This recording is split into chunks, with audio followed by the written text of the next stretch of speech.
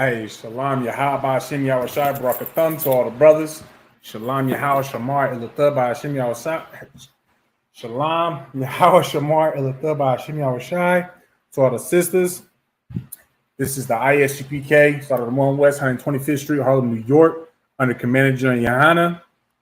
You understand? This is the Las Vegas Tuesday Brotherhood class. And as the title says, we're going to be going over how Brotherhood is a commandment. This is basically a continuation from last week's class. Just to wrap it up, we didn't finish all the scriptures that I had prepared. I still have quite a few left, so we're gonna get into that. You understand? And if we're able to finish that, I got another topic for us to go over as well. You understand? Before we get into it, just like we say in every class, you understand? Make sure that y'all do your part to like and share the video for yourselves. You understand? So that we get this word out to the four corners of the earth. All right. Because there could be somebody on your Facebook feed, your Twitter feed, your, social media feed, period. Right. A so-called Black, Hispanic, Native American man or woman that is trying to turn their lives around for the better. Well, quite frankly, the only way that a so-called Black, Hispanic, and First Nation man or woman are able to do that is if they start following the Most High God, which is, where the only place that you can actually do that is in the ISUPK under Commandment General Yohana. You understand? Just asking that y'all do your part while I'm doing mine to share this class, and then we'll get into it. All right. In the meantime, if there's anybody online that's got any questions, we encourage y'all to post the questions online. If I am able to answer it scripturally, I will to the best of my ability. If I am unable to answer your question, I will let you know that I'm unable to answer it for myself. Write your question down and take that question to a mightier man than myself. All right. In the ISUPK, we are not like the Christian church where we sit there and do that pastor shuffle and tell you about how we feel and, fill your ears up with words that just make you feel good and sound good and this, that, and the other. Right. That's not what we do here in the ISUPK. We deal with the truth and nothing but the truth. All right. We are not in this for any type of personal gain. You understand? Like how the Christian church is. All right. Hey, Shalom, Lord of Christ, Trooper Allah. It's good to see you, right? It's good to see you. It's tight. What's up?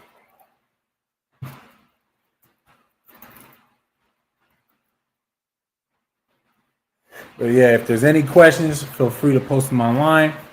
I'll get to them when I'm able to. All right. We'll find where we left off last week.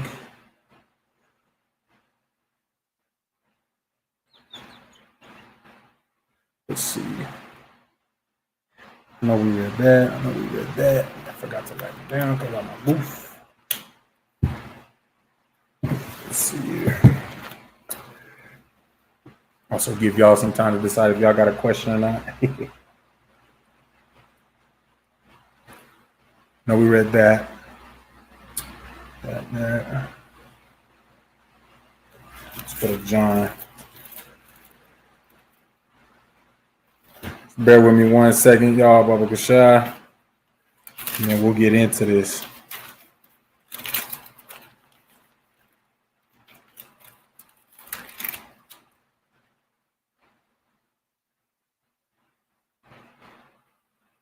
Okay. I think that's where we're going to start. Let me just check chapter 13.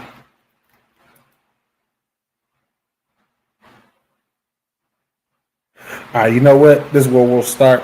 We're going to start at the book of John, chapter 13, verse 34. All right. Book of John, chapter 13, verse 34.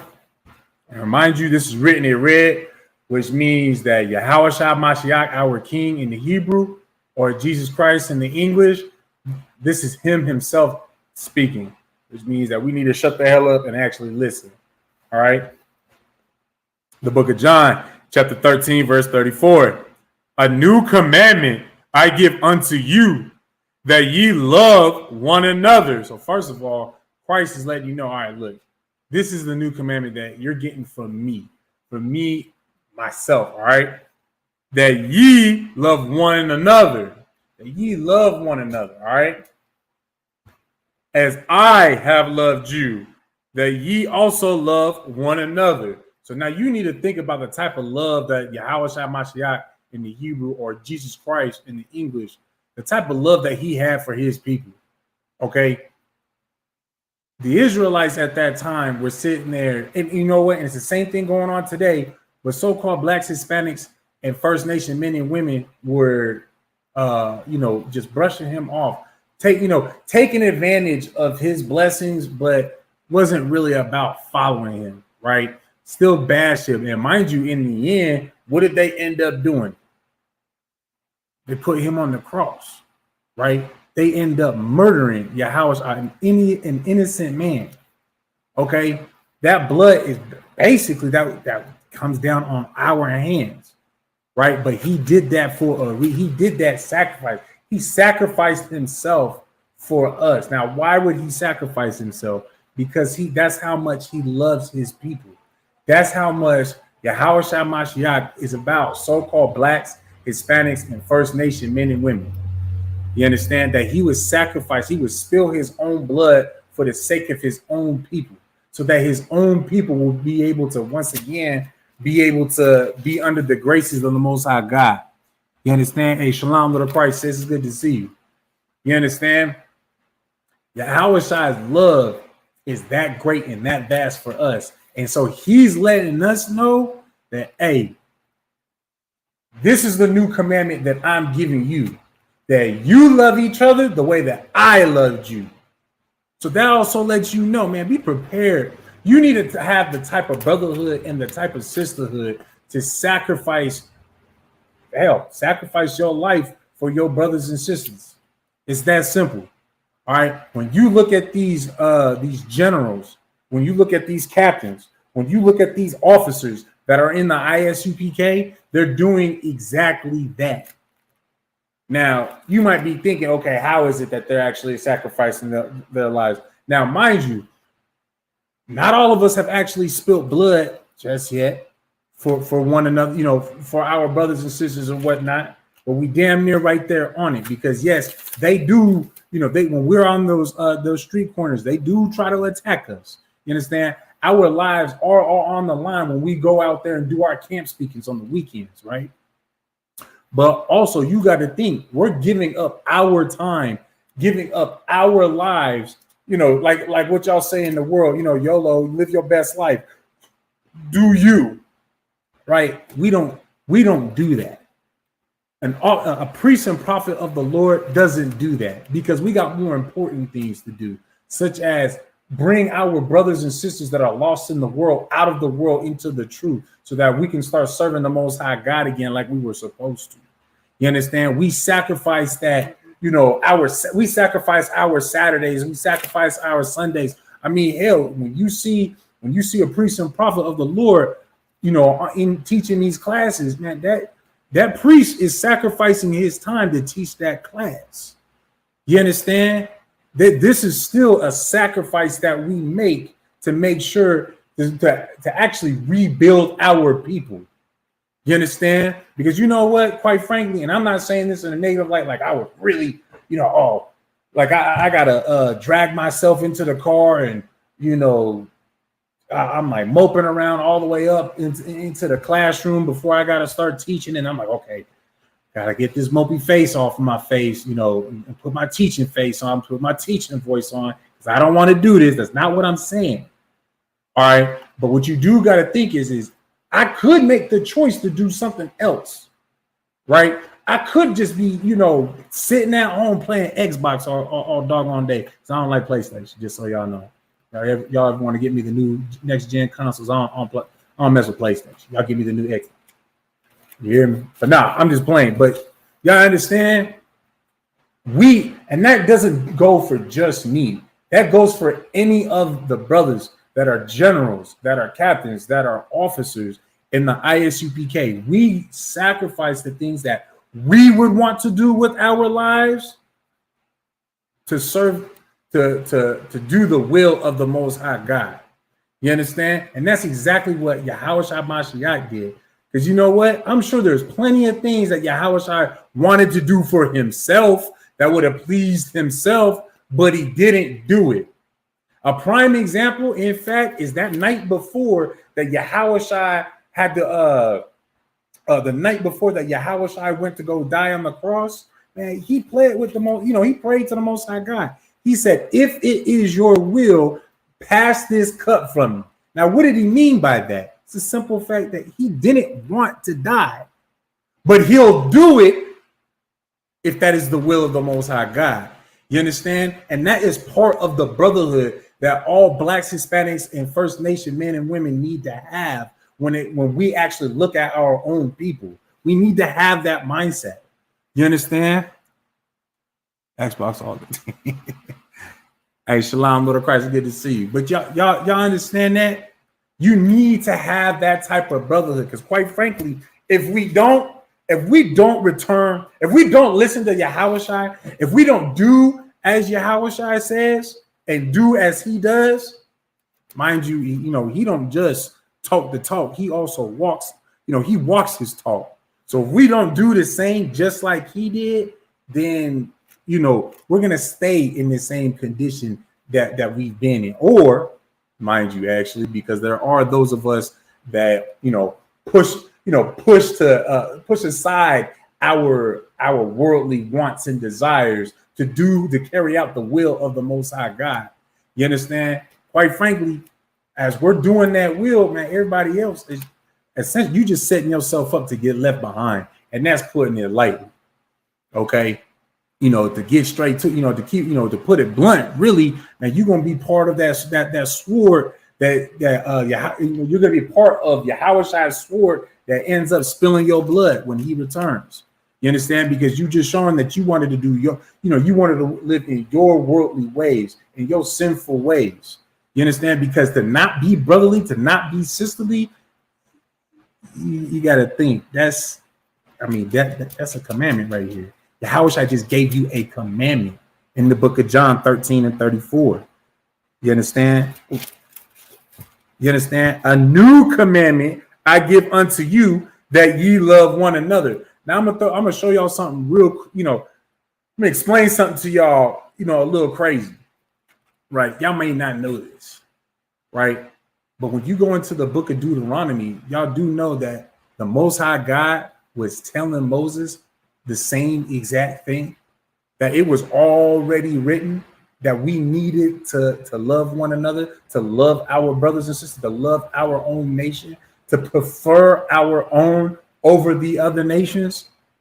You understand? Matter of fact, we're gonna go ahead and pull that real quick. That's not in my in this breakdown right here, but we're gonna pull that just really quick. All right.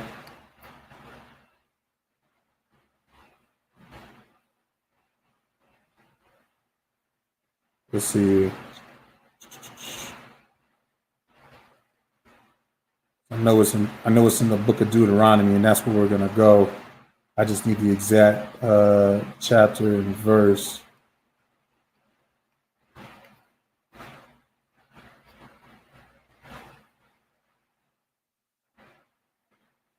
Oh, is it in Leviticus?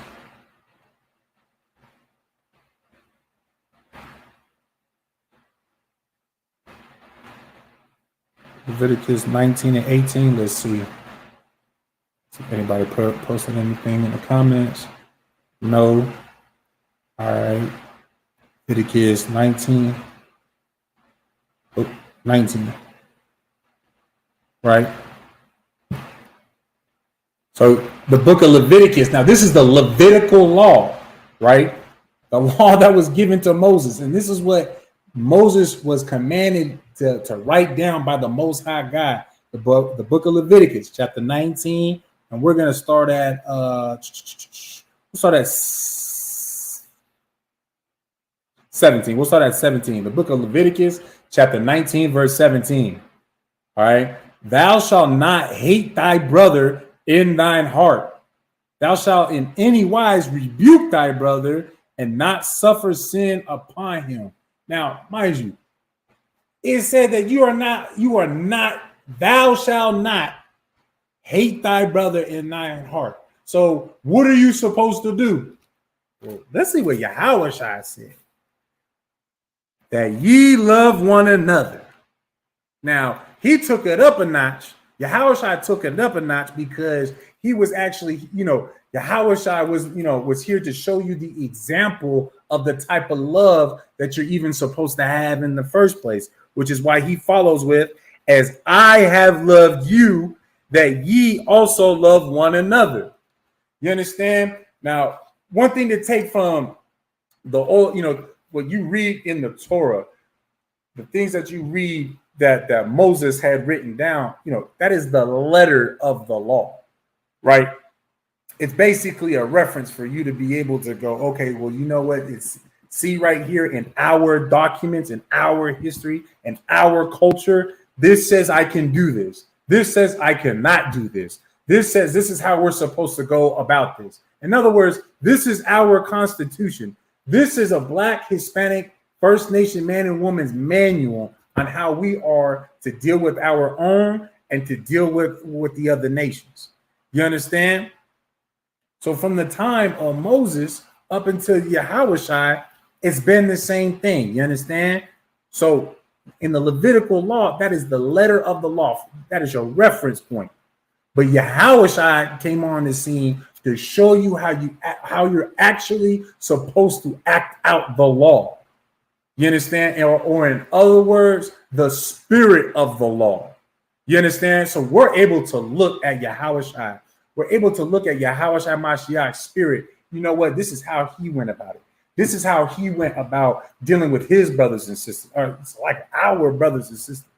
You understand? Our brothers and sisters that did this, that had this type of trespass, the counsel that he gave on this kind of matter and that matter. You understand? He showed us how we're supposed to go about it. And quite frankly, it is not how we've been, how Blacks, Hispanics, and First Nation men and women have been dealing with each other for the last several hundreds of years. You understand? It is not. And hell, even at the time that Yahushua was here on the scene with the Sadducees and the Pharisees, the same, we weren't dealing with each other the way that we were supposed to. You understand? Them Sadducees and Pharisees, if you wasn't giving them the money that they wanted to be getting from you, that should kind of send up some, little red flags for y'all to think about, who's doing that today. And then Sadducees and Pharisees, man, they was quick to throw, to go ahead and stone you because the letter of the law said to kill you. The letter of the law said, you know what, because you did this, we are to stone, you are to get stoned for this. Now, sure, the law is the law. But the way that the Sadducees and the Pharisees were so quick to get to that, could you honestly say that the Sadducees and the Pharisees that they actually loved their brother, that they didn't have hate in their heart towards their brother, like it says in the Levitical law?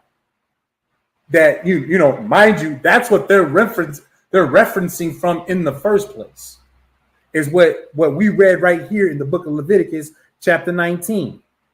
Verse 17, thou shalt not hate thy brother in thine heart. You know what they actually loved was that brother giving them money. That was the only thing that they loved. And that should send up, that right there should make you think, you know what? We're seeing that right now. We're seeing that in the Catholic churches. We're seeing that in the Christian churches. You understand? Hell, since everybody wants to try to align and talk about, because, elections is coming up. I believe they just had the Senate. Elections for the Senate and not the Senate, the governors and whatnot, governors and mayors, man, they're sitting there trying to tell us that we need to go vote, partake in that voting. But I mean, why should I partake in just, picking my new oppressor, the new person who's just going to show me the same type of hatred? Sure, some of them might show me love, but there's a requirement for that, for me to even receive that love as an individual. You understand? Because I could go up to them, give them $1 million. Okay, here's a fund your campaign. He'll get, fight for he'll fight for what I want him to do if I'm the highest bidder on that topic, on that subject. But other than that, I mean, what is me giving him my money, my vote, my support? What is that going to do for the rest of the so-called Blacks, Hispanics, and First Nation men and women? The only thing it does is benefit just me, because I'm filling up his pocket. Same thing that the Sadducees and the Pharisees were doing. And that's also what Yahushua was trying to basically remove out of our minds. Remove that part of Christianity out of our minds. You understand? Because, I mean, hell, we're not going to pull it. But a perfect precept to go along with what we were actually talking about is, and just to paraphrase it, is for the love of money is the root of all evil. You understand? Those that are putting the money over the love of for their brother and sister, that, they wicked for that. You understand? I pray that y'all do. All right, we're going to read that again from the top. A new commandment I give unto you, that ye love one another as I have loved you, that ye also love one another. So you know what? You prepared to make sacrifices, man. You prepared to help that brother when he is in need. You ready to help that sister when she is in need. That is brotherhood. That is what Yahushua commanded us to do. Because when you are in the time where you need help, how are you gonna act? I mean, I wish somebody would help me. I wish I would be able to have somebody to lean on. So like, I wish I had somebody that I could go to for help. You understand? And that's another reason why in the ISUPK we stand on everything that we say. You understand that, for one, we are not affiliated with any other group. Christian, Catholic, fake Israelites. ISUPK is its own entity. It is by itself. You understand? Biggest reason is nobody can even compare and size up to us in the first doggone place. You understand? But secondly, nobody, and and actually the reason why nobody can size up to us is because nobody has real brotherhood and sisterhood like the ISUPK does. You understand? Where we don't have to sit there and cry and seek far and wide to find a brother or a sister that will assist us. Man, it's a simple phone call. If you even have to do that, you might be able to just shoot a text. Hey, Salakia, sir. Woo. I got blase blah going on. Can the brother get some help? Man, damn near within the hour, whatever the situation is, and depending what is required to get it done, man, within that, a very reasonable time frame, now you got the funds to pay your power bill. You got the funds to pay, to go get your baby something to eat, because you know what? At the end of the day, we all understand in the ISUPK as a Black, Hispanic, First Nation man and woman that we are still in oppression. You understand? And a lot of us, we got to sit here and decide, man, do I go get some food, or do I keep my babies from freezing in the house or getting baked in the house because it's so doggone hot out here in Las Vegas? So I got to pay my power bill or go get something to eat. You understand? You don't have to make that decision necessarily in the ISUPK. Go ahead, pay that power bill. Hit up your respective camp leader. Hey, Salakia, sir. I need some funds to feed my baby. I need some baby formula. I need to go get some formula. I need to go get this. You understand? And you will get that help. And ain't nobody gonna sit there and be like, man, this brother is a burden. Every doggone week, it's always something that he needs. You know why? Because if you was in that situation, you would want that help your doggone self. You understand? And Christ said to love one another as thyself. So you don't want to receive no type of flack. You don't want to receive no type of, to feel like you actually a burden when quite frankly, chances are, the brothers that is helping out anyways, like they straight. They got it. That's why they're so quick to help you anyways. You understand? PlayStation sir. I mean, hey, you the highest ranking man, so I can't argue with you on video. But y'all understand? Either way, you're gonna receive that help because in the ISUPK, we all love the brothers and the sisters around us in this school, those that are on one accord with the Most High and Yahweh Shai Mashiach, and we love each other like we love ourselves. You understand? There's been numerous times where I had to ask for help, and hell, the biggest issue out of that was the issue I brought forward. You understand? That being putting it off to the side too much because my sorry ass at the time had a little bit too much pride. You understand what I'm saying? Had a little bit too much pride. And you know what? A lot of us have that doggone issue. And that in itself is unbrotherly. You understand? For you to not even ask for help is unbrotherly. All right? All right, so like we're gonna move on from that though. But that's a very heavy scripture. That is something that all so-called Blacks, Hispanics, and First Nation men and women need to understand. They really need to understand that scripture in particular. You understand? Because, like I just said, I'm a so-called black man. I'm a so-called Negro from the tribe of Judah, right? I have that pride. Ain't nobody no. In my opinion, I feel like there's no other tribe out of the 12 tribes. Nobody's as prideful as Judah. You understand? I think we the most prideful ones out of all 12. But that in that sense also makes us brotherly to have that type of pride. Because quite frankly, when this brother sees that I can put my pride away to ask for help, when it comes time for him to receive help, he's gonna look back on that and be like, you know what, man, he put that nonsense to the side and asked for himself. I'm going to do it now. You understand? Instead of waiting too last minute where, you doggone, you can't even get out of the hole that you dug yourself into because you waited way too long. Now it's becoming a burden. That's why it's unbrotherly not to even ask in the first place. I pray that y'all understand. All right, we're going to drop that. Now we're going to go to the book of John, chapter 15 and verse 12.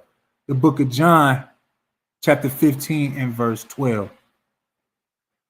All right. And again, this is written in red. All right. Yahweh Shai Mashiach in the Hebrew or Jesus Christ in the English. You're talking again. Means shut the hell up and listen. All right. The book of John, chapter 15, verse 12. This is my commandment. So he saying it again. That ye love one another as I have loved you. Now, the reason why I wanted, to even read this verse, even though he basically just said the same exact thing in the last verse, in the last script that I just pulled. Who repeats themselves more than anybody on the face of the earth? Let's see, we got a couple of brothers and sisters in the chat.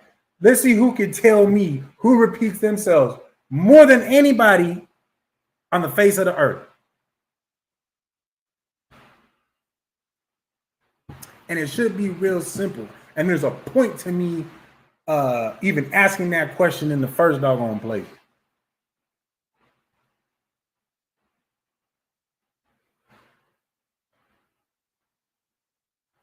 Give y'all a few seconds, see if anybody wants to.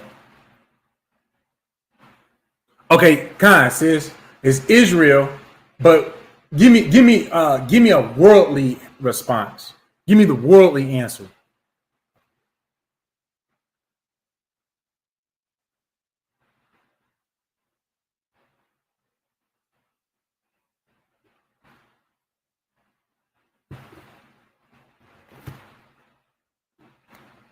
People that lie, no, that is not. That's not the. That's not the answer I'm looking for. I mean, maybe that's a lying tactic, I guess. I'm not really too familiar with that. Christians, no, that's not. You went from, come on, sis, you went from from Israel to Christians. You went from the right answer. I needed a worldly answer for Israel. You was right with Israel. Then you went way wrong with Christians. Although I do know what you're saying. Like in the Christian churches, they love to repeat themselves over and over with that, that hypnosis tactic of pay your tithes. God loves you when you pay your tithes. You know what I'm saying? You right on that part. Judites, you understand? Again, I wanted the worldly answer, but man, so-called blacks, Hispanics, and Native Americans. First Nation men and women. Ain't nobody repeat themselves more than so-called blacks, Hispanics, and First Nation men and women. Just think about it. Maybe somebody said something. Well, I wish you would. I wish you would. Oh, I wish you would. Or when the sisters girl, man, gotta repeat damn near everything you say. I mean, I do it with my babies just to make sure that they understand. And then after I already said it umpteen million times, I say, do you understand? Do you understand what I just said? You understand what I'm saying? My point to even bringing that out in the first place is because this Bible does that from cover to cover, where it repeats itself time and time again. And quite frankly, who just repeated themselves? Yahushua Mashiach in the Hebrew, or Jesus Christ in the English. You understand? He just repeated what he just said 2 chapters ago. He said it all over again, right? Which is, my point is it's a key identifier. We might blow some Christians' minds with this one. That Christ ain't that stringy hair, feminine looking ass, white, blonde. I keep saying blonde. Blue-eyed, just girly looking ass man that they be hanging up in them Christian churches. Man, Yahushua Mashiach is a nigga like me and you. He is a so-called black man like me and you. You understand? And quite frankly, if you ever hear anybody in the ISUPK say black man or woman and just leave it at that, black still we use black as a umbrella term for all 12 tribes of Israel. So it's just a shortcut to saying blacks, Hispanics, First Nation men and women. You understand? Just so that y'all know that moving forward. All right. But that's it again. Yahushua said here repeating himself for one, to get the message across, to make sure you understand what the hell he's saying, what his message is, what his mission is to get his goofy ass people to love themselves, or to love, for one, for us to love ourselves, but also for us to love our brothers and sisters as we love ourselves. And then he also raised the bar by saying, man, y'all need to love each other like I loved you. Be prepared to make that sacrifice, that type of love. You understand? Which, I mean, like I said, ain't nobody repeat themselves more than so-called blacks, Hispanics, the First Nation men and women. Lets you know that Christ himself is a black man. All right? If you don't believe me, you go ahead and jump to Revelations on your own time. Go to the book of Revelation, chapter 1, 13 through 15. That gives you a undoubtedly accurate description of what Christ is. Mind you, the book is Revelation. What is a revelation? When you reveal something is being uncovered. You are now discovering something. And quite frankly, if you are a doggone Christian and you were sitting there believing that, Jesus Christ really was some white man, even though we've never heard of a white man that died for anybody else, save his own personal gain for his, maybe his family. You understand what he believed in? Ain't no white man gonna die for no nigga. Ain't no white man gonna die for no wetback. Ain't no white man gonna die for no doggone savage. He ain't dying for us. You understand? That in itself lets you know that white Jesus, you know, it's being revealed to you that Christ, Yahweh Shai Mashiach, is actually a black man. You understand? And quite frankly, from the tribe of Judah. So that's why that's even heavier. You know, in my opinion, that's what makes it even heavier as to the way that Yahweh Shai was teaching. You understand? With the type of brotherhood he was bringing forward. Because mind you as well, like what I had said earlier with the pride thing, when you let pride get in the way from you asking help, it's unbrotherly. Do y'all really think that if Yahweh Shai needed it, if he needed to ask for assistance, that he ever let pride get in the way of him? Now, mind you, to the letter of the law, Yahweh Shai Mashiach is perfect. You understand? He didn't break no laws. He didn't break not a single one of these laws in this book. So that lets you know, no, he did not allow pride to get in the way. He was the perfect example in all ways of the law. You understand?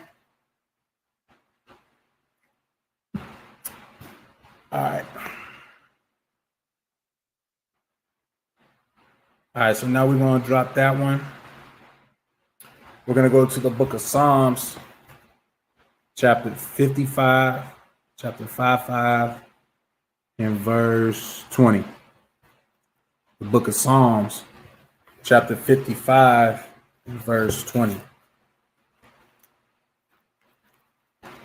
And again, if at any time, if anybody has any questions online, feel free to post them. We'll get that answer for you. All right. Book of Psalms, chapter 50, verse 20. All right. This is the book of Psalms, chapter 50, verse 20. He hath put forth his hands against such as be at peace with him. He hath broken his covenant. The words of his mouth were smoother than butter. Wait, am I at the right one? Let me just make sure. Okay. The words of his mouth were smoother than butter, but war was in his heart. His words were softer than oil, yet were they drawn swords. Now, because this is the topic of the main topic is of brotherhood, you understand? What this is speaking about in particular, who online can tell me who this is referring to? Who in particular this is referring to? He hath put forth his hands against such as be at peace with him. He hath broken his covenant. Verse 21. The words of his mouth were smoother than butter, but war was in his heart. His words were softer than oil, yet were they drawn swords. You understand? Think about that second verse we read. And then also, you know, the topic for today being brotherhood is a commandment. Who would this verse be talking about in particular today?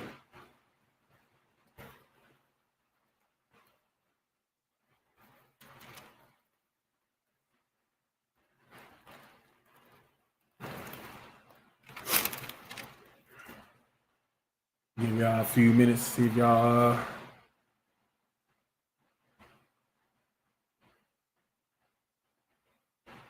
anybody's got it. The oppressor? No. You can use this for the oppressor because, of course, you know, we all know that his words are smoother than butter, right? That war is always in his heart, right? But for the topic of today, though, You understand? Because this is one of those verses that can apply to multiple things. So how you say manifold, right?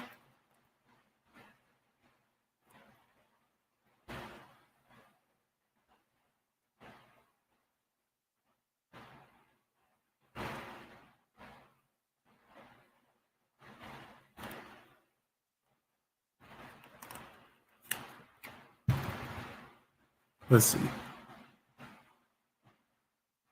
Israel toward each other. Okay, yeah, but give me a little bit more specific.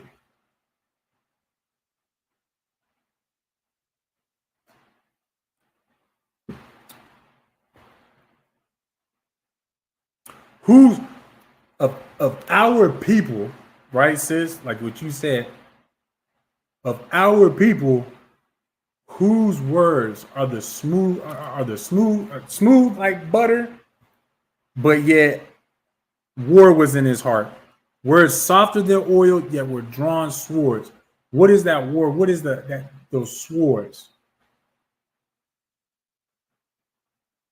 Let me see. Thank you. There you go. Get that sister a hand. I'll take Christian pastors, like the sister said, but in general, man, black leaders, our black leaders, but pastors, Christian pastors is, I mean, they just running rapid, man. Especially since there's so doggone many of them, and they have such a vast amount of our people underneath them, right? He had put forth his hands against, so he putting forth his hands. He's putting forth his works against such as be at peace with him. So who is that referring to? Man, that's that brother and sister that's in his church that, is at peace. Oh, not my pastor, but be struggling. You understand? He have broken his covenant. What is that covenant? Man, he took up that covenant of being a leader of his people and broke it because he's taking advantage of his people. He is going to war against his own people alongside with his oppressor, with our oppressor. So what the sisters has said.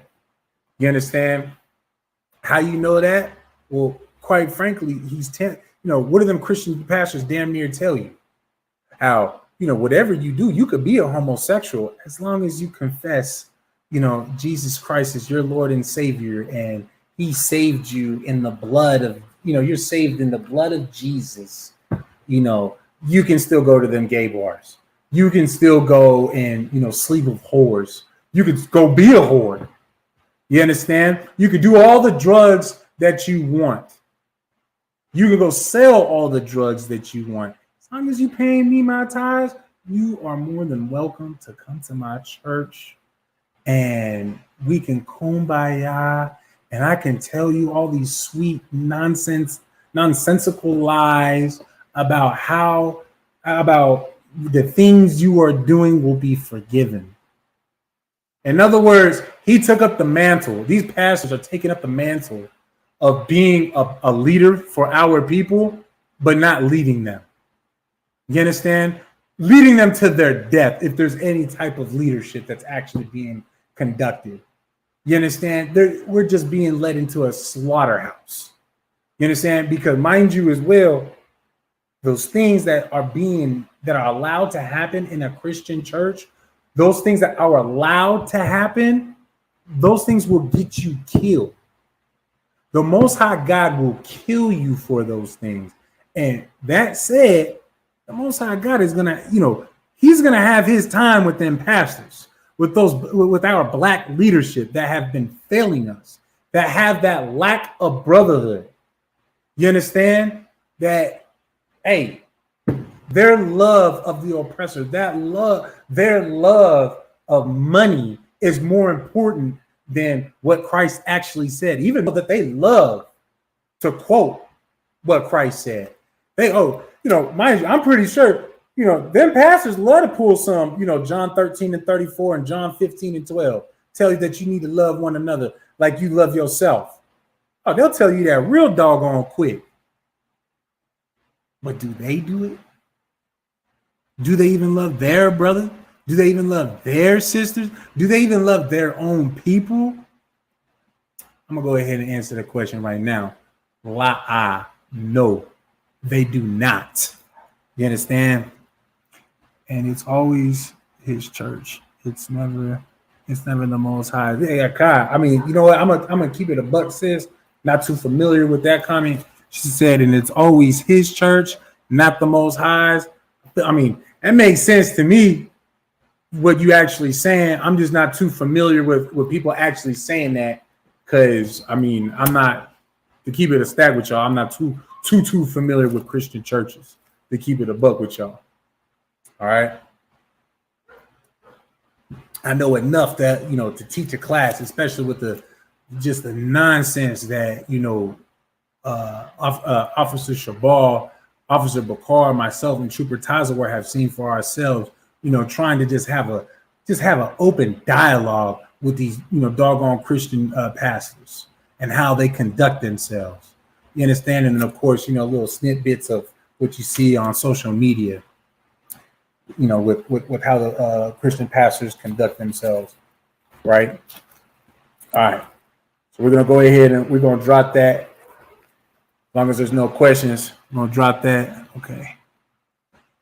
Sister said, it's a fact, though. Train you be at. See, I'm supposed to get glasses. I really can't say it's a fact, though. Train you be at their church. Oh, train you to be at their church. Yeah, so not only am I blind, but, you know, my Hooked on Phonics subscription ended a couple months ago, and I'm not the strongest reader. You know, I'm a little retarded sometimes, especially when I can't see and I can't read. It's a lot here. But yeah, no, sis, and that's something that, you know, I've seen been spoken about a whole lot in the ISUPK. You understand? And quite frankly, when I had went to those couple of churches these last couple of weeks, you know, the things that we talk about in the ISUPK, how, you know, like for instance, General Hyman, he taught powerful class about the hypnosis in the Christian churches, right? And the hypnosis is, you know, basically they just say the same things over and over and over again. You know, like when I went to them doggone, they called them Bible study. It was Wednesday Bible study, but I think they read maybe 2 doggone scriptures and then sang about how God loves you and you need to pay your tithes for the rest of the hour and a half. But them 2 scriptures, they read that in like 30 seconds. You know, 30 seconds was probably too much of a time slot to actually read something out of the Bible, mind you. But then after that, they just sat there and pay your time. You know, like that's all it is. And they saying the same thing over and over. So like to the sister's point, right, is they train you to be in that church. They train you. They hypnotize you. They get you stuck on their nonsense. You understand? Hey, Shalom, little Christ says, good to see you. There's also hypocrites tied to, wait, what does that say? There is also hypnosis tied to the music and the gospels they sing. They have Sunday service on Wednesday nights. Khan says it was Sunday service on a Wednesday night. You know what I'm saying? And we was literally just going over that, Shemaiah, about how, you know, it's hypnosis. You know, there's, you know, y'all can look this up on your own time about the how science has discovered there's particular notes that you can play in a specific order, and music can literally dictate how you feel, how you think. Mind control, hypnosis. You know what I'm saying? Especially when you one of them Christians that go to church to just let the Holy Spirit just take over me and just don't even know what the hell you freaking saying. You're saying a bunch of gibberish. You don't even know what you're saying. So like I just remember seeing that when I was a kid for the first time. I asked, bro, Like, I'm sorry, but what did you just say? When do I learn how to speak that language? Oh, the Holy Spirit just takes over. Man, y'all, listen, it's hypnosis. Y'all just get way too involved in the music. Y'all get way too involved in the lies. And then that's why y'all act the way that y'all act. You know, Christianity is one hell of a drug. It's one hell of a drug. Because you know who else acts like that? Where they get real involved in the thing that they're taking, the real involved in the things that they're doing? Drug addicts. Drug addicts do that. You understand? So like, we need to get you some glasses for real. Yeah, I got an appointment coming up. That's not speaking in tongues. Okay, Quaid, King, whatever, man. You go. There's Jimmy. Oh, okay, my bad. No, Kai, exactly. David Sue King saw music. I remember my first and last time experiencing Christian church. Those people were possessed, man. No, exactly. Sensibilization. No, Khan. No, exactly. But all right, so like, don't want to get too sidetracked. We still do got I still got a class that I did want to teach y'all. You know, I don't want to be too much like the, you know, not even too much. I don't want to be like the Christian church at all. You understand? I actually want y'all to be able to tune into these classes so that y'all can learn something. All right. King Q. All right, Salakia, I didn't mean to, you know, if I offended you, you know, forgive me. Salakia, you know, like I said earlier, man, I'm illiterate as hell. I need some glasses. You know, the screen, you know, the comments is slick a little small anyways, but, you know, forgive me if I did offend you. King Q, I got it. All right. So, like I said, I don't want to be like the Christian church, man. Y'all come into these classes, into the ISUPK classes. You come into these ideas. You come into these classes to actually learn something from the priests and prophets of the Most High God. You understand? So let's go to the book of 1 Corinthians, chapter 13 and verse 2. All right. The book of 1 Corinthians, chapter 13, verse 2. And though I have the gift of prophecy and understand all mysteries and all knowledge, and though I have all faith so that I can remove mountains and have not charity, I am nothing. Now, y'all understand what was just said right there? Y'all understand what was just said right there? Even though I may have all this knowledge, even though I might have, you know, I might know all the mysteries of this Bible. You know, quite frankly, you know, the mystery of 9/11, the mystery of, you know, who murdered JFK, the mystery of all these stupid conspiracies, whether or not the Illuminati is real, and, you know, just all that other just nonsense. It don't mean shit. You understand? Excuse my language, but it doesn't mean a doggone thing. All right. This is, although I have the gift of prophecy. Okay. So what do you think that prophecy is about? Being able to understand this, you know, being able to prophesy what is to come. And what is that? What does that gift come from? And the Most High God even opening up giving it to you in the first place, giving you that understanding on how to read and even where to learn. You understand? How to understand this Bible. You understand? Because that's how we even know how to prophesy today in the first place. It's because it is written. You understand? And then you get better at it as well. The more that you understand the Bible, the more that you start to understand the world that we live in. Like, I know Captain Katazai, he brings this up quite a few, you know, from time to time about how he remembers there was one time that Captain Maraquad had prophesied about how, you know, the food stamps were about to take a major hit, this, that, and the other. And a few days later, and the food stamps took a big ass budget cut. You know what I'm saying? Who else did something like that? I know Captain Mashak had something very similar to that as well. But the point is, oh hell, Salaki. I mean, Commander General Yohana, man, Salaki. Commander General Yohana basically gave us a play-by-play years ago when I first started coming into the truth. You know, I started signing in July 3rd of 2016.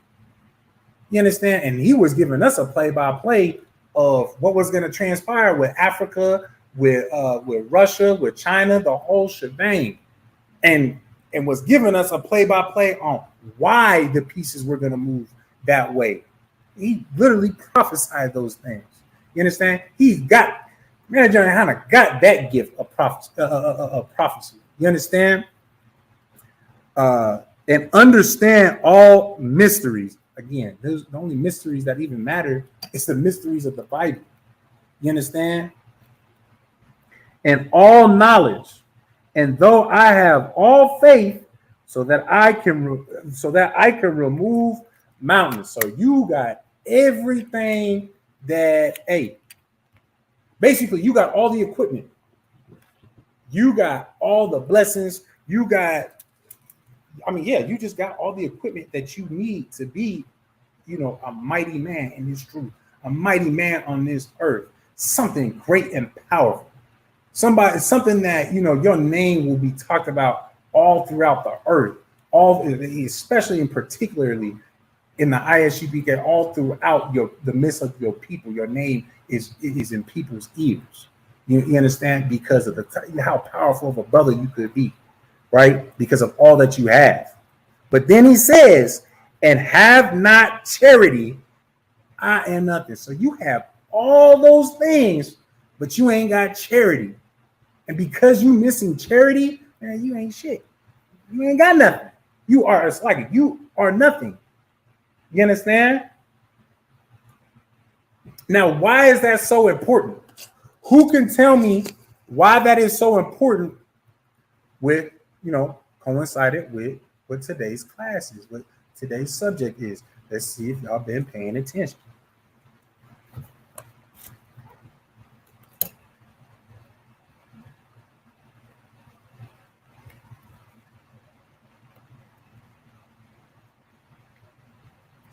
Let's see if y'all been paying attention. I'll give y'all a few moments while I get this set up, because I think we're going to finish up these scriptures.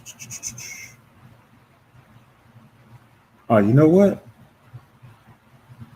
That's where we're going next. Okay. Cool.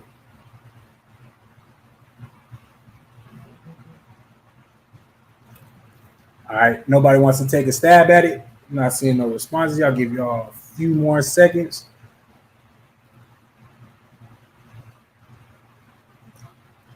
What is the significance of the fact that he said that when you have all these gifts, you have all of these things, but yet you don't have charity, and so therefore you are nothing? What is the significance of that?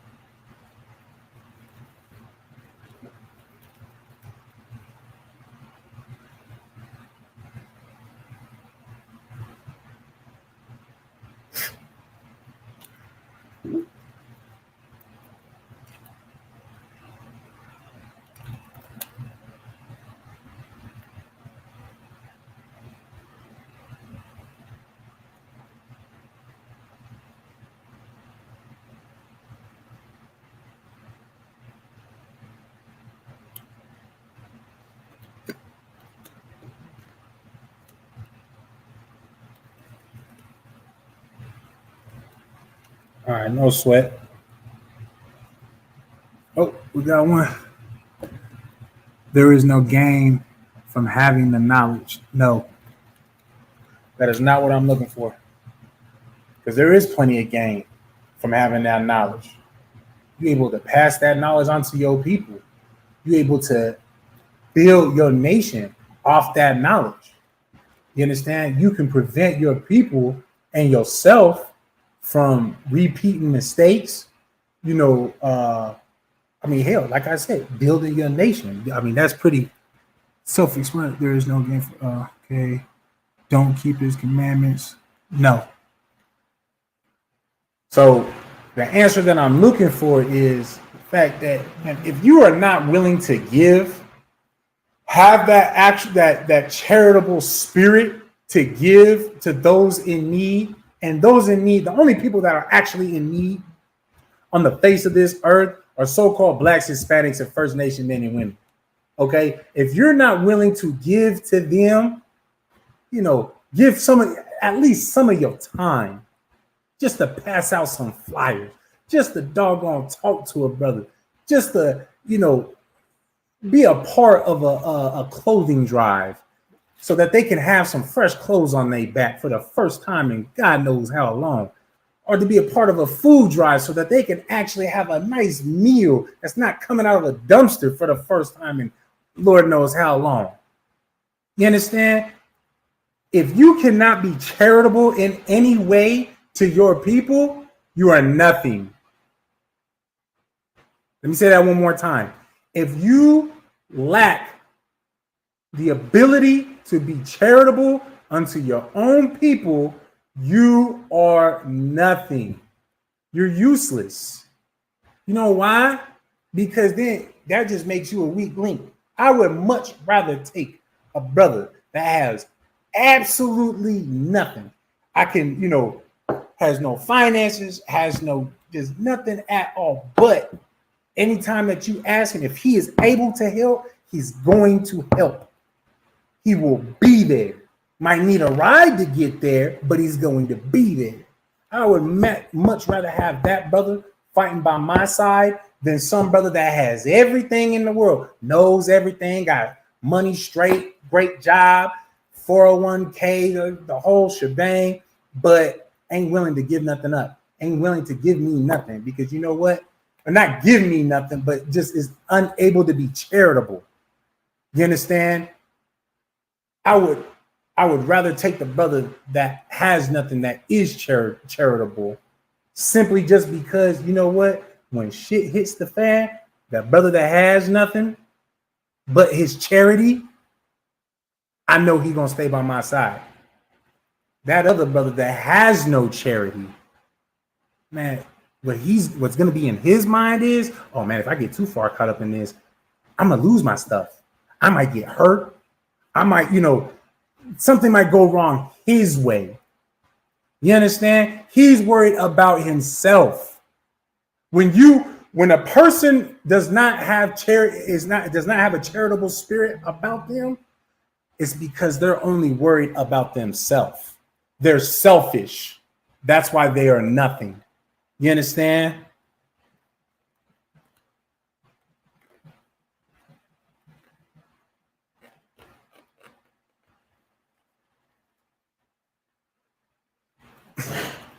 Real talk.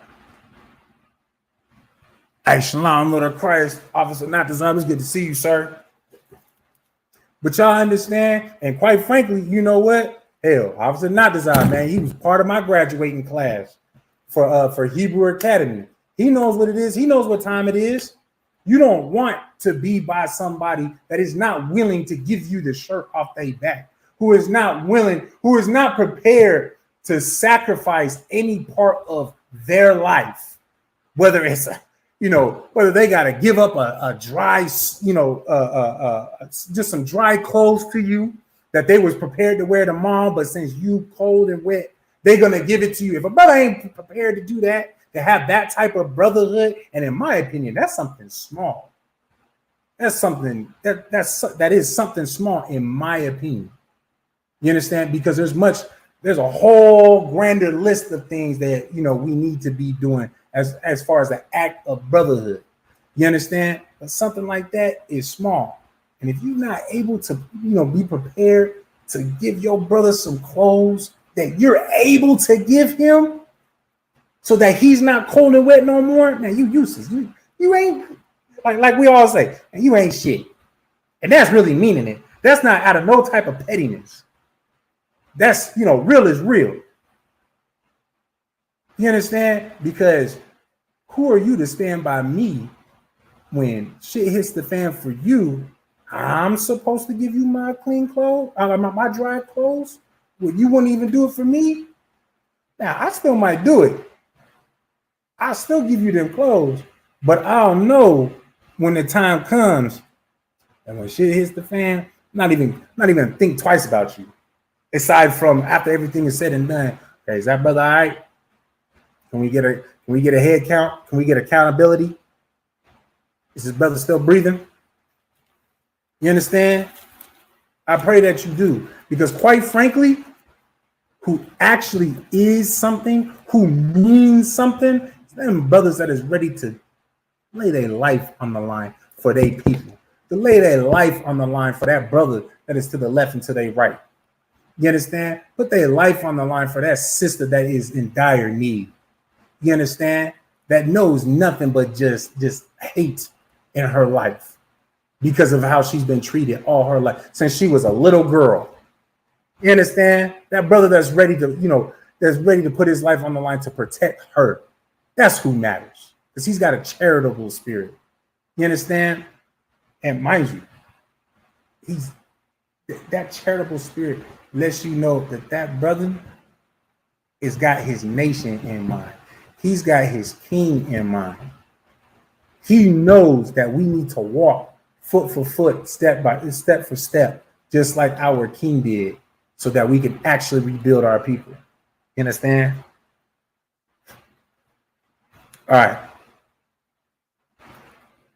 We're going to drop that now.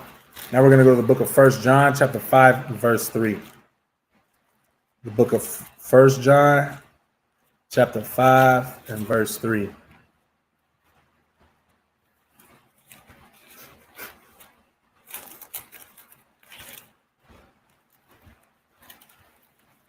Yeah, if I can find it, so lucky. Y'all got any questions, man? I encourage you and post them online, because mind you as well, you might be thinking the same question that somebody else is thinking. Man, sometimes you got to be the one to step up and ask the question for them. That in itself is brotherhood. That in itself is sisterhood. There we go. Hold on.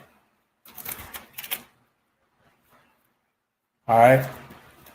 This is the book of 1 John, chapter 5 and verse 3.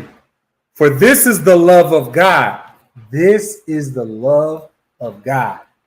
All right.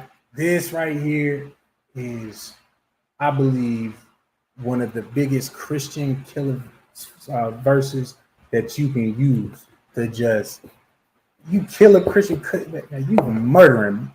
There's a straight massacre with just this one verse. All right. For this is the love of God. In other words, this is how you actually show that you love God. All right. That we keep his commandments. Hold on. There might be somebody that didn't hear me. Hold on. So let me read that again from the top. For this is the love of God, that we keep his commandments. Man.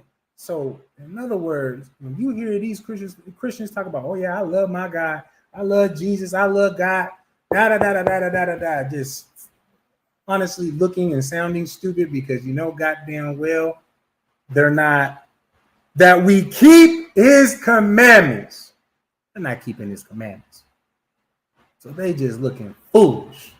Because as soon as they get done talking about, oh, I love God, praising God, they're going home being a homosexual. They're going home to smoke some weed. They're going home to smoke a cigarette. They're going home to sleep with their brother's wife. They're going home to sleep with another man. And I mean, hell, quite frankly, this is 2022. That pertains to both a woman and a man, especially in the Christian church. You understand? For this is the love of God, that we keep his commandments, and his commandments are not grievous. You understand, man? Listen. Following the Most High God, doing what the Most High God tells you to do, really is not that. It's not difficult. It is not. You know what's grievous? It's following all these stupid ass laws that the so-called white man has for us. Like, take one for example. Marriage, right? There are certain circumstances where you can't put, your significant other, your husband or your wife, on your insurance unless you are legally married. So in other words, you have to get the government involved in your marriage for them to actually recognize that is your spouse. So which also means you got to fork out all that money just so that they can legally be your spouse, so that they can have some insurance, so that y'all can buy a house together, so that y'all can have certain benefits that, quite frankly, like, why? Why? It's tedious. It's tedious. You're coming after my pocket. And why? You understand? And of course, there's many, many other laws that it's just like, are you serious? You know, what is it? I know they got a law in is it Ohio? I think maybe it's Seattle. Is it Washington or is it Ohio? Whatever. You know, there's a state that you're not allowed to walk backwards while eating an ice cream cone. If they want to get stupid, they can hem you up for that. And why do you think they got them types of laws? You know they're only going to enforce that on certain people. Do I need to name it? Probably, because, you know, Lord allow, we got some Christians that are in here that actually want to learn. You understand? Learn about this world. Learn about the Most High God, right? They're going to enforce that on so-called blacks, Hispanics, and First Nation men and women. You understand? That is where I was going with my answer, sir. The answer with which one says Salakia. All right. Keeping the law, statutes, and commandments of the Most High God it's not difficult. Oh, okay. It's not difficult. It's not grievous. It's not going to be tedious. What? You really think it's going to be tedious for you to gather together with your people? Man, listen, you only think that's going to be bad because you've never been to a Passover. You've never been to the Feast of the First Fruits. You've never partaken in any type of high holy day. Where, mind you, where blacks, Hispanics, and First Nation men and women are actually able to come together, pour up some liquor, and absolutely no fights. You don't know what that's like. So of course you're gonna think it's gonna be tedious to have to, you know, to make little travel plans to go and congregate with your people, to be amongst your people, to serve the Lord with your people. You just don't know. And quite frankly, you just too in love with the filth, those filthy sins that you do in the first place. Being a homosexual, being a drug addict, being an adulterer, a fornicator. You understand? You're too in love with doing them things.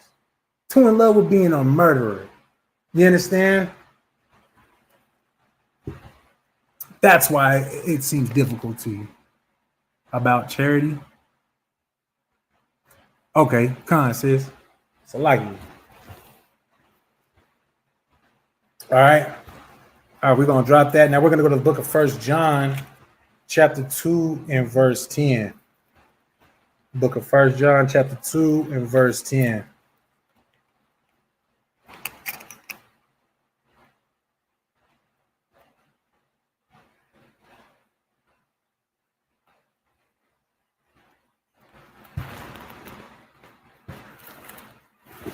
All right.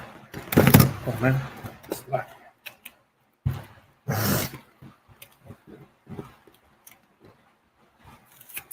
It's the book of John. It's like the book of 1 John, chapter 2 and verse 10. He that loveth his brother abideth in the light, and there is none occasion of stumbling in him. So that right there is let you know, man, if you love your brother, it's not going to be a secret. It's not going to be a secret that you are prepared to do what needs to be done to make sure that your brother is provided for and cared for, that he is okay, that he is going to be able to eat that night. He is going to be able to, you know, have a place of refuge for when times get harsh. You understand? It's not a secret. Not a secret to him and not a secret to anybody else. You understand? Where they can simply, actually, you know what? I'm gonna pull this whatchamacallit. Can't even think. Precept. So like you.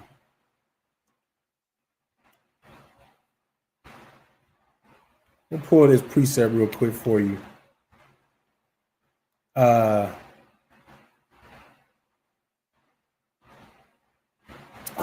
damn. What was the keywords that I needed for it? So I can look it up. He that loveth his brother better than mine, and there is none occasion. Oh, now I know what I need. Hold on, so likely.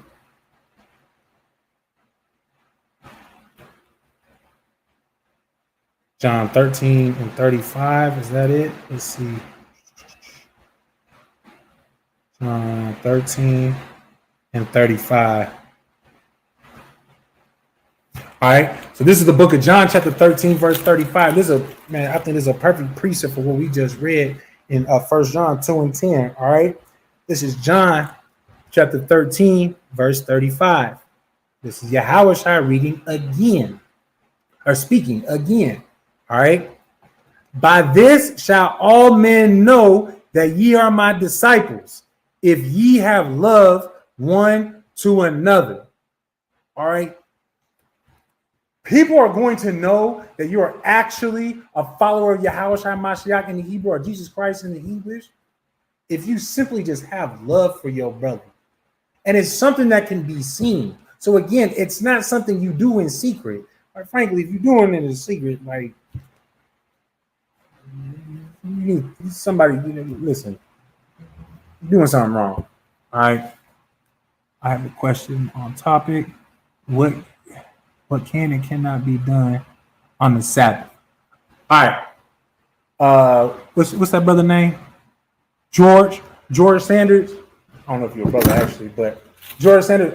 Let me just finish this part right here, and then I'm gonna answer your question. All right.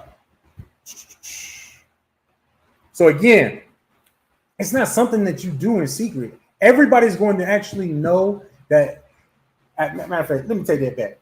People are starting to realize that the ISUPK is the truth because we actually have brotherhood.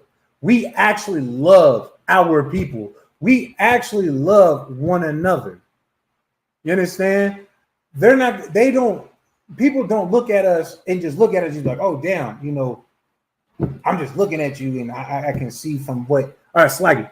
They don't just listen to the things that we say and go, damn, you know what? They do got that solid brotherhood. The ones who really know are the ones that see us, who see how we move amongst one another. You understand? Those are the ones that really know that, man, like ISUPK really do got that brotherhood. Nobody else has it. What you think you're going to find that at IUIC when they blatantly say in their camps, you can't even call it camp, in their Christian gatherings on the street corners right before they get beat up by a Christian, that, hey, if you got a warrant, I'm turning you in. You know what? You know what's crazy? Jesus Christ had a goddamn warrant. Yahushua Mashiach had a goddamn warrant. You turn him in? Of course you would. Of course you would. You understand? Like flying our ISUPK banner. No shame. No, exactly. No shame. We got no shame in the fact that, you know what? Hey, these brothers to my left and to my right, I'm prepared to die for them. I'm prepared to lay down my life. And whatever that they need that I'm able to provide, I will be there. You understand? I will be there. I always, I myself always try to make that a point that, if a brother is in need of my help, I like it. If a brother or a sister is in need of my help, my assistance, if I'm able to give it, I will be there. You understand? If it's a financial issue and I have it, I'm going to give it to you. If it's something that I have that you need, I'm going to give it to you. Now, we'll hash out the details later. You need this, so I'm going to make sure that you have it. You understand? If it's something that I just want, but you need it, why would I put my wants over your needs? That's unbrotherly as hell. You understand? That is not something that Yahushua would do himself. You understand? So therefore, I wouldn't do it. You understand? And I pray that y'all want to do it either. I pray that y'all actually learn something about some of this brotherhood. You understand? All right. Now, the brother it's like, I'm not sure if he's a brother. George Sanders says, I have a question off topic. What can and cannot be done on the Sabbath? All right. So to answer your question, it's actually real simple. All right. Do you want to cook? Are you asking because you want to know if you're allowed to cook on the Sabbath? Are you asking because you want to know if you're able to have sex with your woman on the Sabbath? Are you asking because you want to know if you're allowed to, I don't know, what else did people try to say? Go shop, go to the park. If you want to know, are you trying to get clarification on whether or not you can go do things that basically please you? The answer is yes, you are. What the Sabbath is supposed to be is a day for you. It's a guaranteed day that the Most High has set to the side so that nobody had to work. The Sabbath I'm just going to paraphrase the scripture. You can look it up yourself. I'm not sure exactly where it is, but you just look up the Sabbath was created for man and not man for the Sabbath. Okay. In other words, the Sabbath is for you, bruh. It's for you. Man, you want to, bruh. Do your thing with your rib if you're afraid of it. No, go tear that ass. It's like, go tear fire. It's like, go tear fire. That's what y'all want to do. Go tear fire on your girl. If you want to, if you want to take the kids to the park or go to some state park or something like that, man, go do that. If you want to whip up a big old feast meal, man, go do that. Because mind you, the Sabbath is for you. This is your day off. Okay. The only thing is, the reason why there's a big, what's the word? The misconception that we have with the Sabbath is, for one, okay. So you understand Most High in Christ. But anyways, I'm still gonna finish my thought. The big misconception with the Sabbath is, for one, we're still in oppression, so we don't even really truly understand, having a real day off. Because mind you, they try to get you to go to Christian churches every Sunday. When let's be honest. What Christian really genuinely actually likes going to them Christian churches? Y'all, our people only went because, ultimately we fear God. We do have a fear of God. We do have a zeal for God.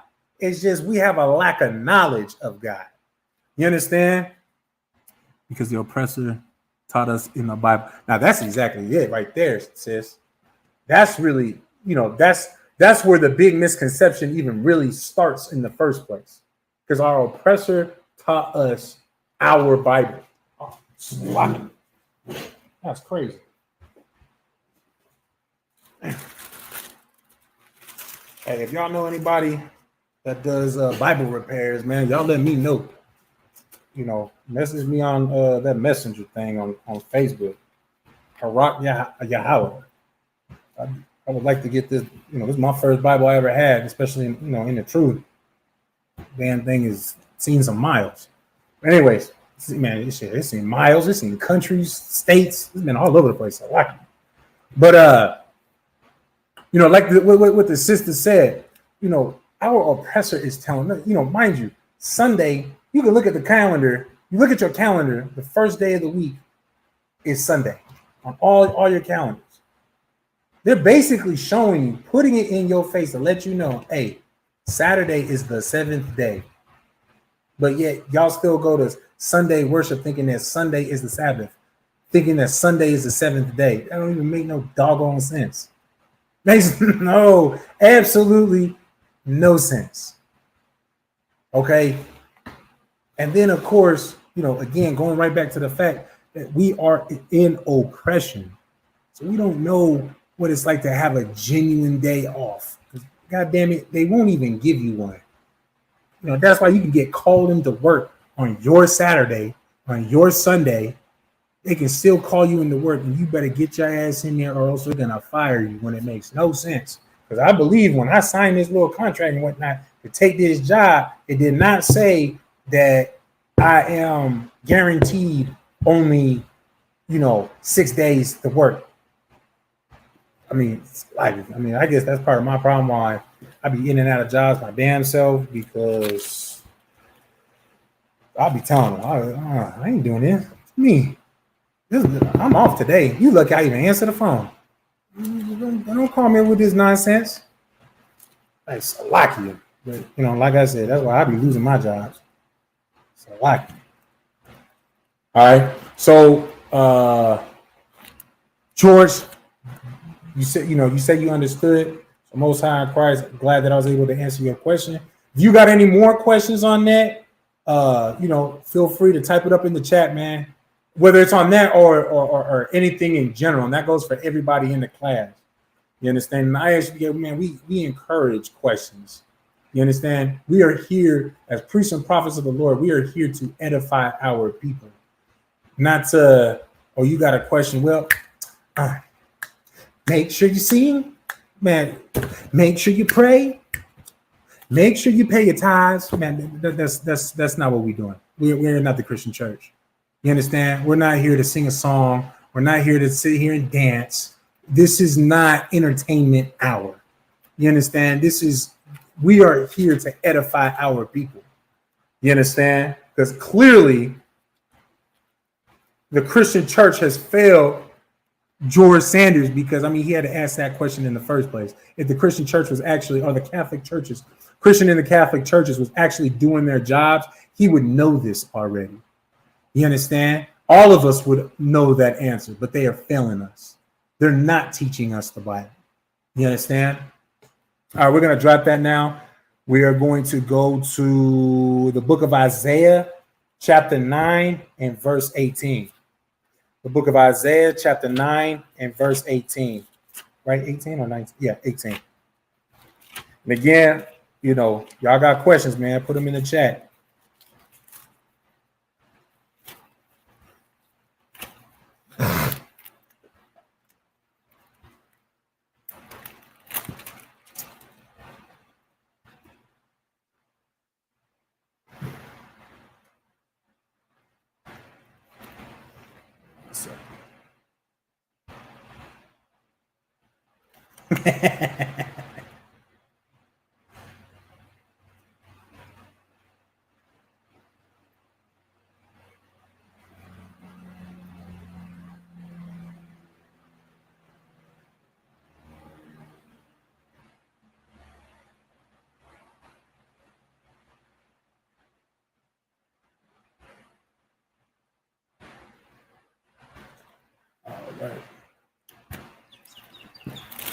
All right.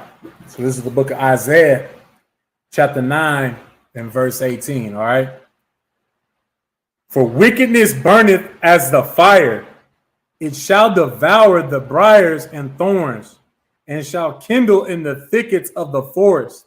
And they shall mount up like the lifting up of smoke. Through the verse 19. Through the wrath of the Lord of hosts is the land darkened, and the people shall be as the fuel of the fire. No man shall spare his brother. Verse 20. And he shall snatch on the right hand and be hungry, and he shall eat on the left hand, and they shall not be satisfied. They shall eat every man the flesh of his own arm. Verse 21. Manasseh, Ephraim, and Ephraim Manasseh, and they together shall be against Judah. For all this anger is not turned away, but his hand is stretched out still. Now, this is talking about the, basically the unbrotherliness that came between the northern and the southern kingdom, between Judah and Ephraim and Manasseh. You understand? And northern and southern kingdoms, right? Through all of that, it put us in a position where we're constantly stealing from each other. We're killing each other. We are devouring each other. You understand? The fact that it's happening today lets you know that this did happen before. It's like, what is it? Ecclesiastes 1 and is it 9? Maybe it's 10, where it says, "For there is no new thing under the sun." Right? It's Ecclesiastes 1 and 9. It's either 9 or 10, one of the two. So like, but you know, the fact that it's happening today, us mistreating our own today, lets you know, man, it happened before, and that's why we're reading this biblical account. You understand? We're reading this account in Isaiah about how we are just, man, we're stealing from each other. Like while I'm stealing, it literally said, with my right hand, I'm taking from you. But while at the same time, my left hand, I'm eating. So what do you think I'm doing, man? I'm taking a big old bite of this, stealing, put it in my left hand, and keep on going. And I'm just taking what I can. And that's what we're doing to each other, so-called Black, Hispanic, First Nation men and women to each other. You understand? And of course, it all starts with the fact that our goddamn oppressors turned us against each other. The so-called white man turned us against each other to even act like this in the first place towards each other. But again, like I said in the very beginning of class, that is the significance of the ISUPK for so-called Blacks, Hispanics, and First Nation men and women to be able to turn their lives around for the better. It only can happen here. That's why we have these classes, so that we can stop this. You understand?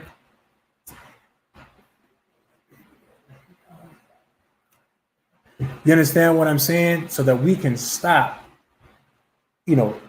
destroying our own people, devouring our own people, stealing from our own people, just simply destroying our own people.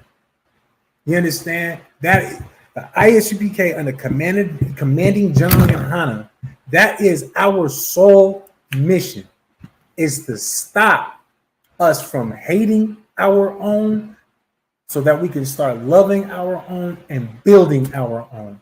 To not just build a community. That's too small. We're trying to build an entire nation of people who love themselves as individual and themselves as a nation. Because guess what we read in the very beginning of today's class? The new commandment that Yahweh Shai Mashiach had given you in the first place, that we are to love one another like we love ourselves, for you to love one another like he loved you. You understand? That's what we are building in the ISUPK under commanding General Yohana. You understand? Y'all got any questions on that? Go ahead and post that up in the chat. I'm gonna go on to the next verse. What is that? The book of Micah, chapter 3, verse 1.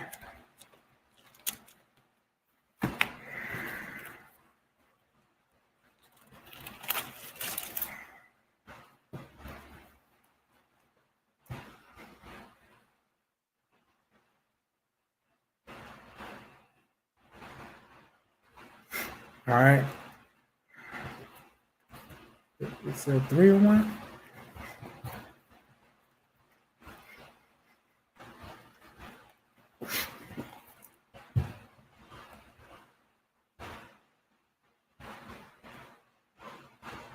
One second. Give me 1 second.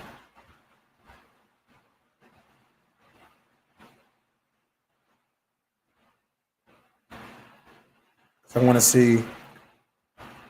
You know what?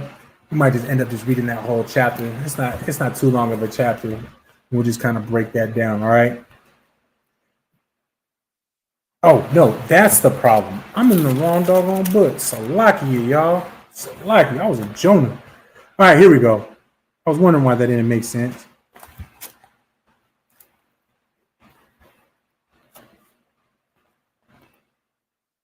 All right. This is the book of Micah, chapter 3, verse 1. And I said, hear, I pray you, O heads of Jacob, and ye princes of the house of Israel. Is it not for you to know judgment? So right now, Micah is saying, man, and I said, here, I pray. So he said, man, I need y'all to hear this because I'm praying, man. I'm praying for you. Oh, heads of Jacob. So that is literally our black leadership. You understand? The sons of Jacob, the sons of Israel, Jacob, same. You understand? They, that is our black leadership. All right. And ye princes of the house of Israel, is it not for you to know judgment? So our leadership is supposed to know judgment. Judgment meaning when something goes wrong, there's supposed to be a judgment. It's basically the consequence. You understand? Our leadership is supposed to know the consequences of whatever actions, good or bad. You understand? Because judgment is what happens according to your deed. You understand? Verse 2, who hate the good and love the evil. Who's that sounding like? All over again. Man, we talking about the Christian and the Catholic pastors and priests and bishops and whatever the hell else. Who pluck off their skin from off them and their flesh from off their bones. Basically, now see, here you would go to get an understanding of what we just read right there with the flesh, with where he say who pluck off their skin from them and their flesh from their bones. You would want to go into to Genesis. What is that? The second or the third chapter when Adam gets Eve and she says, "Well, this is my flesh of my flesh, bone of my bones." But these people are basically, it's like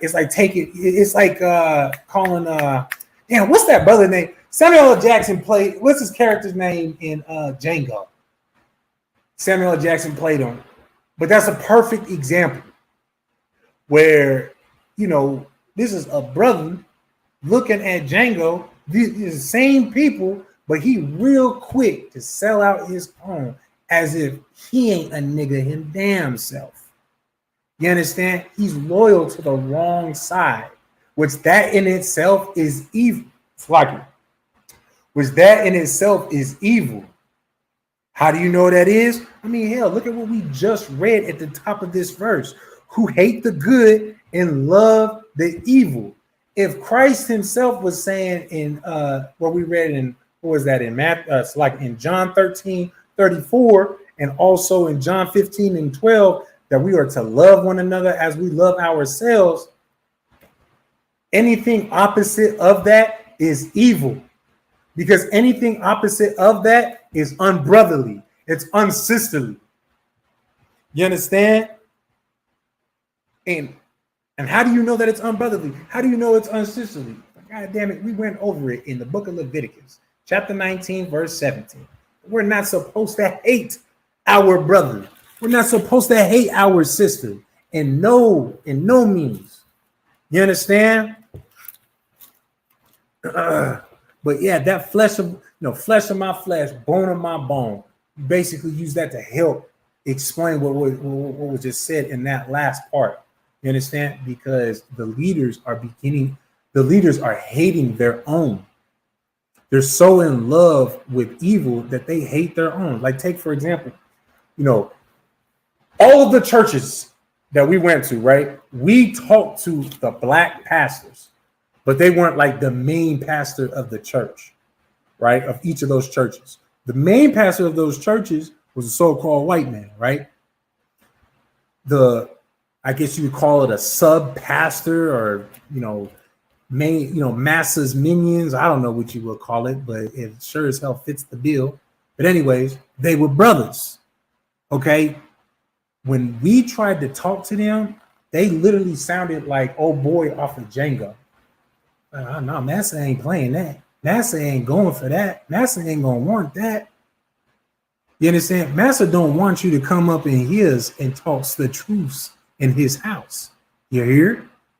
You understand? They didn't want that because now, mind you, junior pastor minion man, whatever the hell you want to call him, whom of which is a brother, like I said, he already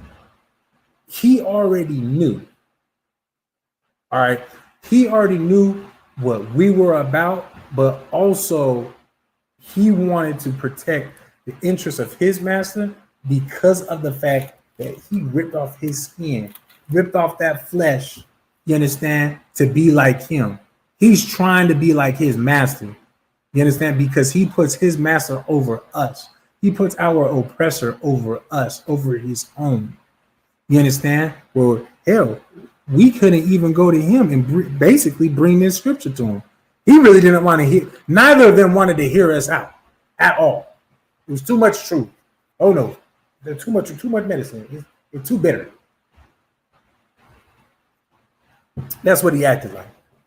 All right, let's read on. Verse 3: who also eat the flesh of my people and flay their skin from off of them, and they break their bones and chop them in pieces, as for the pot and as flesh within the cauldron. You understand? These pastors are chopping up their own people. You understand? They're chopping us up and just, setting us up to be devoured. You understand? To be devoured in all manners. You understand? Financially, I mean, that's the biggest thing.